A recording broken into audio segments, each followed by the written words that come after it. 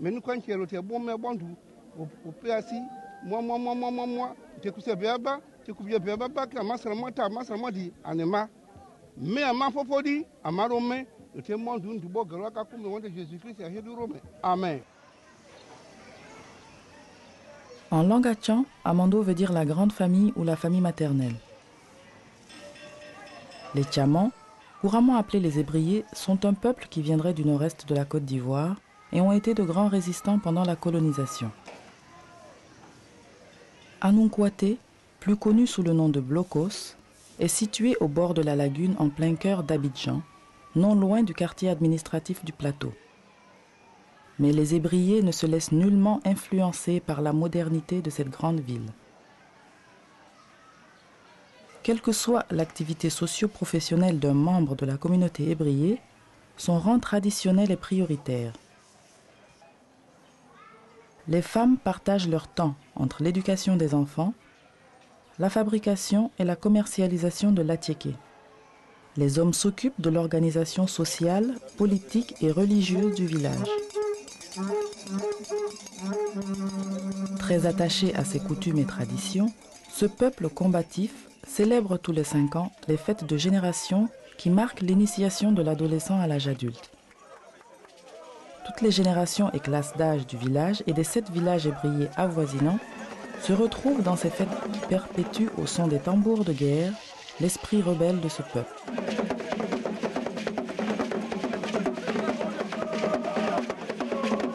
Il y a 4 générations et dans chaque, il y a 4 classes d'âge.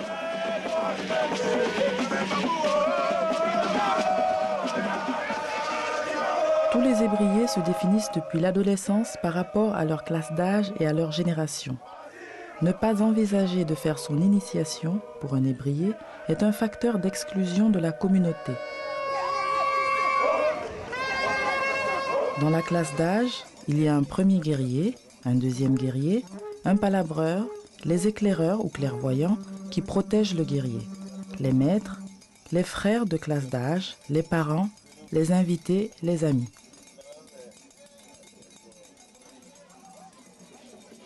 Dans la fête de génération, la danse remplace les combats de guerre. La gestuelle du danseur reproduit le comportement d'un guerrier. Les adversaires sont tous ceux qui ne font pas partie de la classe d'âge.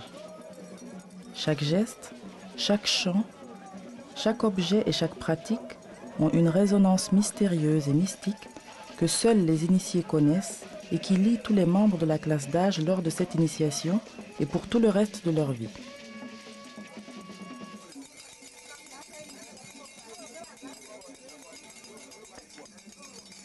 Après les libations, c'est-à-dire les prières faites aux ancêtres, la cérémonie peut commencer. Les offrandes seront exhibées lors de la procession dans tout le village avant d'être déposées dans la cour familiale du guerrier.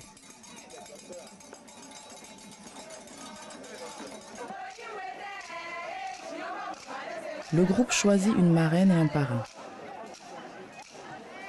Ces mécènes parés de tenues luxueuses vont les accompagner majestueusement durant toute la manifestation. Le parrain est le porte-parole, le chef de paix et le responsable du bon fonctionnement de l'organisation de la manifestation. La marraine joue le même rôle que le parrain du côté des filles. Elle participe matériellement à leur préparation, au choix des tissus pour la confection des tenues, des bijoux. Elle suit les filles de très près jusqu'au jour de la cérémonie.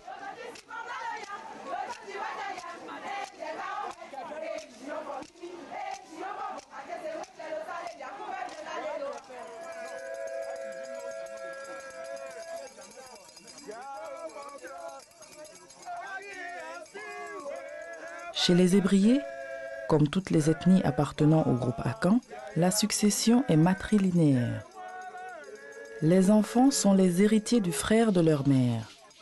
Un homme peut avoir des doutes sur sa paternité, en revanche, il est sûr qu'il a un lien de sang avec les fils de sa sœur. L'initiation annonce ainsi le passage du lignage paternel au lignage maternel. Chaque membre du groupe porte un pagne rouge qui a été béni et chargé de puissance mystique. Le pagne symbolise le lien avec la mer. Pour se protéger, les jeunes s'enduisent de kaolin après un bain purificatoire à base de plantes magiques et de prières. Le guerrier et les éclaireurs, en plus du kaolin, se badigeonnent d'œufs frais et de citron dont ils ne se séparent jamais pendant toute la cérémonie.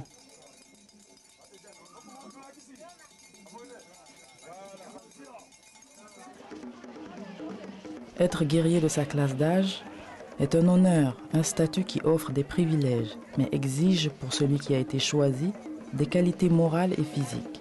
Il joue le rôle de chef suprême.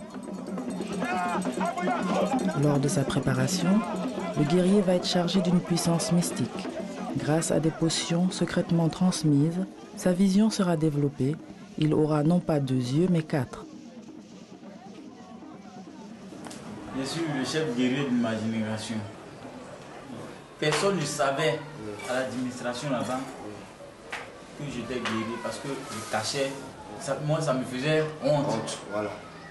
Est-ce que vous voyez?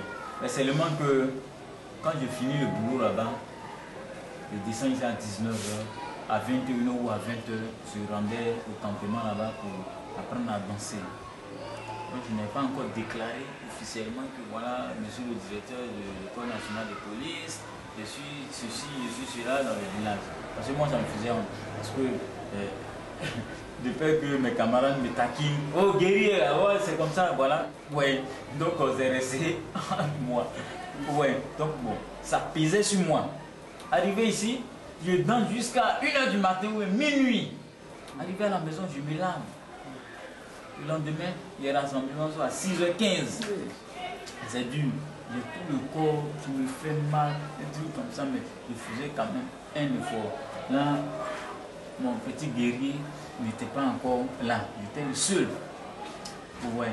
Donc c'était quand même difficile. Mes camarades me disent non, dis à tes collègues que voilà, c'est comme ça, dis à tes patrons que c'est comme ça, c'est comme ça. Mais moi, j'avais honte.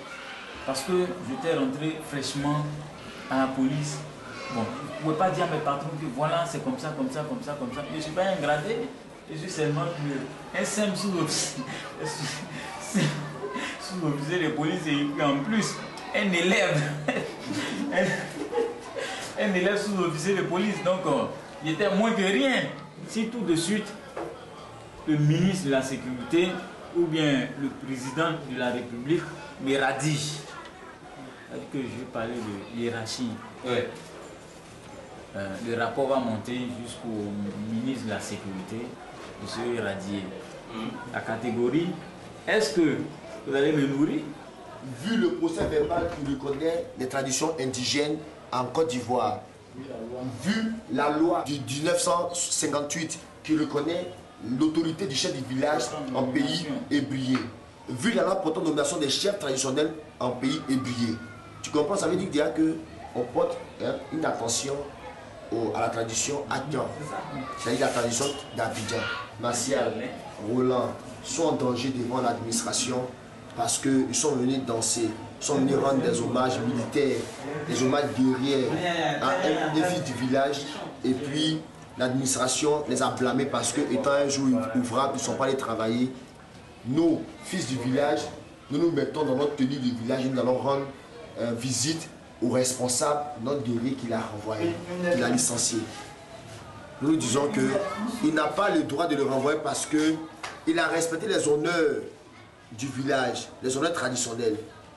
Comme lui aussi il respecte ses patrons administratifs, le guerrier aussi a respecté ses patrons traditionnels. Ces patrons ne sont pas des hommes qu'on peut se toucher comme ça. Ces patrons sont des hommes mystiques qu'on ne voit pas. Il faut avoir l'œil pour pouvoir les voir. Donc nous allons le rencontrer pour lui dire, si tu as renvoyé vraiment notre guerrier, qui est notre chef suprême, nous te demandons, au nom de nos ancêtres qui nous ont précédés, au nom du chef du village, au nom des femmes et des hommes, des enfants et des adultes qui sont dans le village, de bien vouloir le réhabiliter parce qu'il a fait ça non pas pour vous déplaire, mais seulement pour rendre hommage au village et au fils qui est décédé. C'est comme ça. Puisque l'administration sait que je suis guerrier, je pose une permission. sur l'autorité, c'est-à-dire que le directeur de l'École nationale de police, comme quoi ce jour, tant, j'ai ça. Donc, par rapport à ça, ici ma permission et je me libère.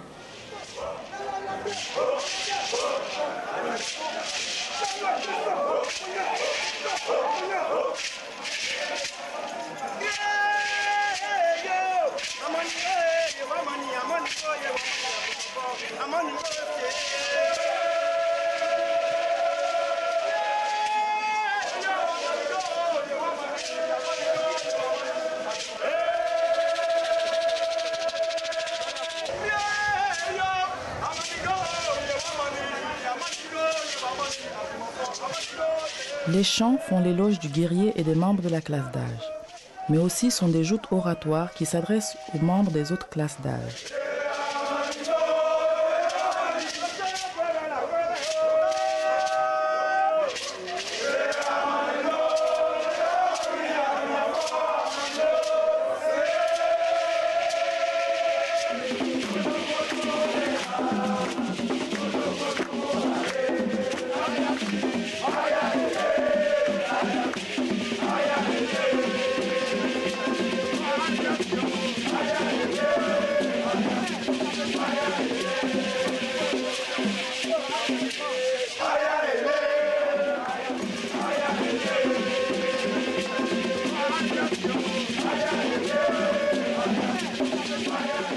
Moi, personnellement, quand je sortais, j'ai vécu des moments difficiles. La veille, j'étais couché dans la chambre avec son deuxième qui me protégeait. Aux environs de 1 à 2 heures du matin, quelqu'un qui marchait en haut, sur les toits. J'avais peur et j'ai réveillé l'autre. Il s'est levé. Il y avait des citrons, des œufs qu'il tenait en main. Donc il m'a donné 2 œufs. Par la peur, les œufs ont commencé à se chauffer dans ma main. Donc il enlève, il change, ça chauffait.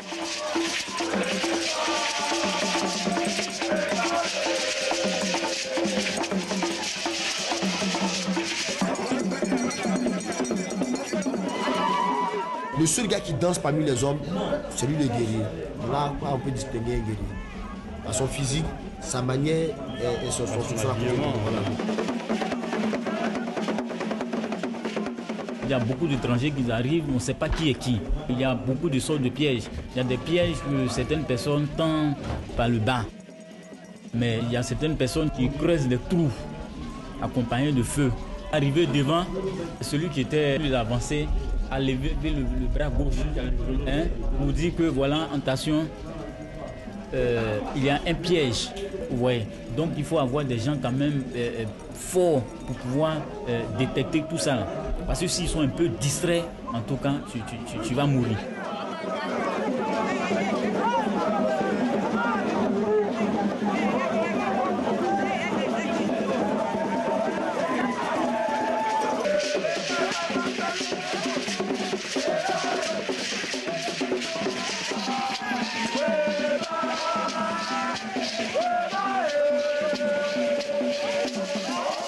Aucune femme n'est admise dans le cercle de la danse, à l'exception de celle qui tient le ou les seaux d'eau pour désaltérer le guerrier et le rafraîchir, celle qui tient le panier dans lequel se trouvent des œufs frais, celle qui va ramasser tout ce que le guerrier va perdre.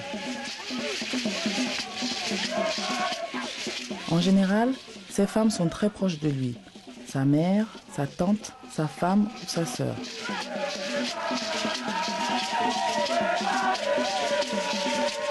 On voit un chapeau avec des miroirs dessus. Le miroir, pour dire que si tu lances un piège sur moi, retourne à l'envoyeur.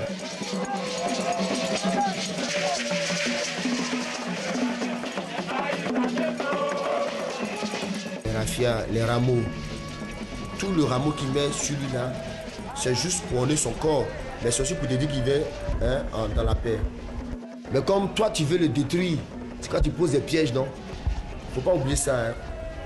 Parce que je viens dans la paix, mais si tu m'as tenté que je t'ai eu là, il te tue. Je te tue d'abord. Mais si toi tu veux vraiment le tester, vois dans quel degré il se trouve. Tu déposes un piège. Ok, mais si tu as trouvé tes blesses, hein, il te tue.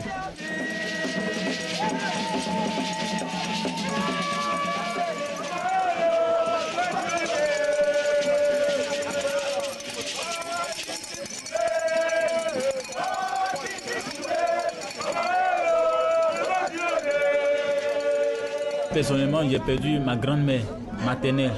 Lorsque ma maman est décédée, c'est ma grand-mère maternelle qui m'a pris. Elle est décédée avant ma fête de génération. Et elle est arrivée, parce qu'elle m'aimait beaucoup. Elle dansait devant moi.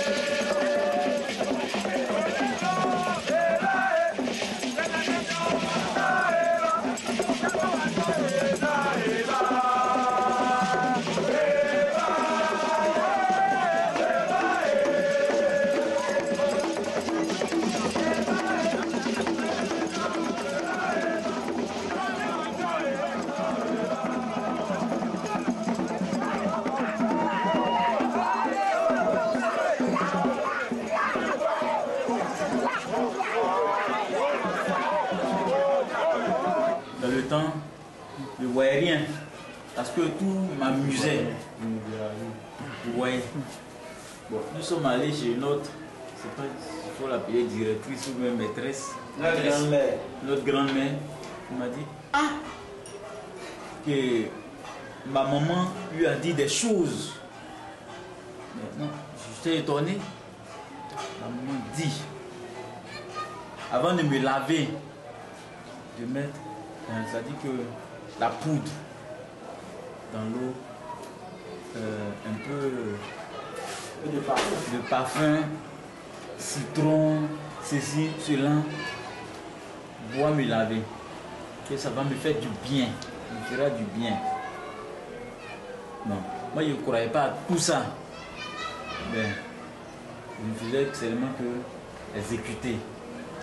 C'est après que j'ai vu la réalité.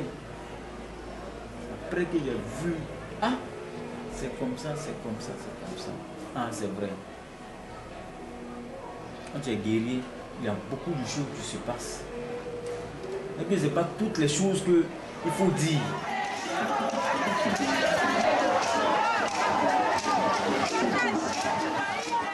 Durant les festivités, les femmes sont des reines et leurs chants sont des provocations à l'égard des filles des autres générations et classes d'âge.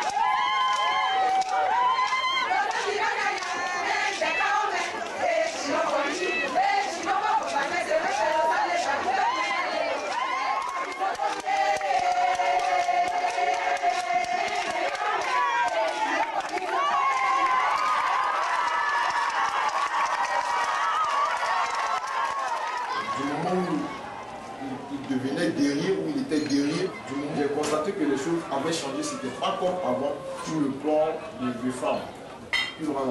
Bon, il était beaucoup aimé par les femmes de la catégorie d'abord et ensuite par d'autres femmes qui l'ont vu peut-être danser, qui l'appréciaient depuis avant qu'il danse.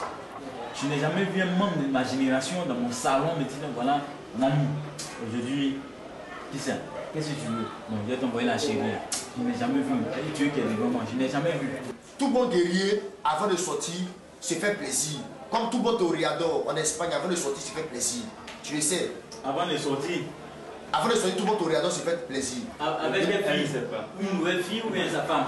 Non. Avec une nouvelle fille. Il se fait plaisir. Moi, tu n'as pas fait ça. Oui, toi, tu n'as pas fait cela. Après la procession du premier guerrier, commence celle du deuxième guerrier. Celui-ci montre qu'en cas de défaillance de son chef, il a la capacité et la puissance pour mener les hommes au combat.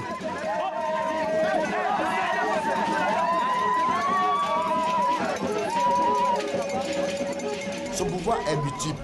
Tout d'abord, il y a le pouvoir du génie ou des génies qui protègent le village en question. Il y a le pouvoir des amis qui sont dotés d'une faculté mystique. Il y a le pouvoir des parents, des ancêtres et des amis du parent.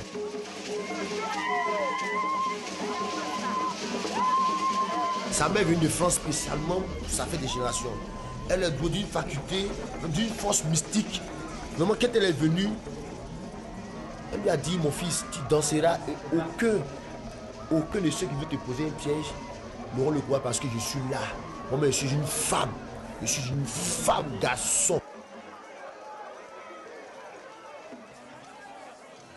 En fin de journée, après les danses, les guerriers se reposent pendant que les musiciens se donnent en spectacle pour leur plaisir et celui des visiteurs.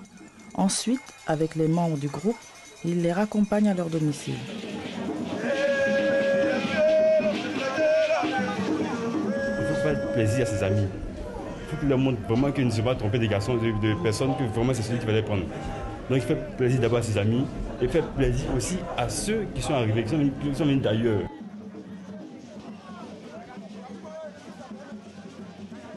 À partir de ce jour, considéré comme une nouvelle naissance, les membres de la classe d'âge affirment leur appartenance à une communauté et revendiquent leur identité culturelle et sociale. Après cette semaine de festivités, les guerriers ne sortiront danser qu'à l'occasion du décès d'un des leurs ou lorsqu'ils sont invités à la sortie de la même classe d'âge dans un autre village ébrié.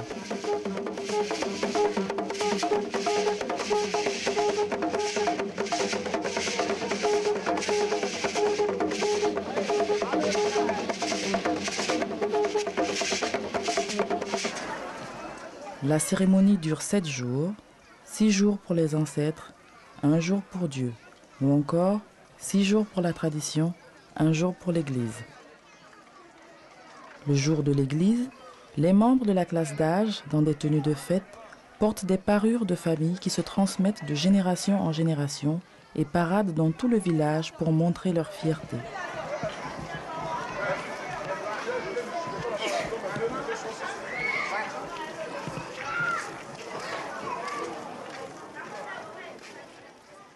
Les jeunes générations, tout en respectant la tradition, évoluent et s'ouvrent au monde.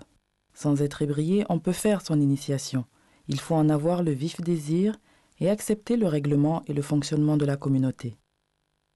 Cette ouverture peut-elle concilier la mémoire du passé et la cohésion du groupe dans l'avenir?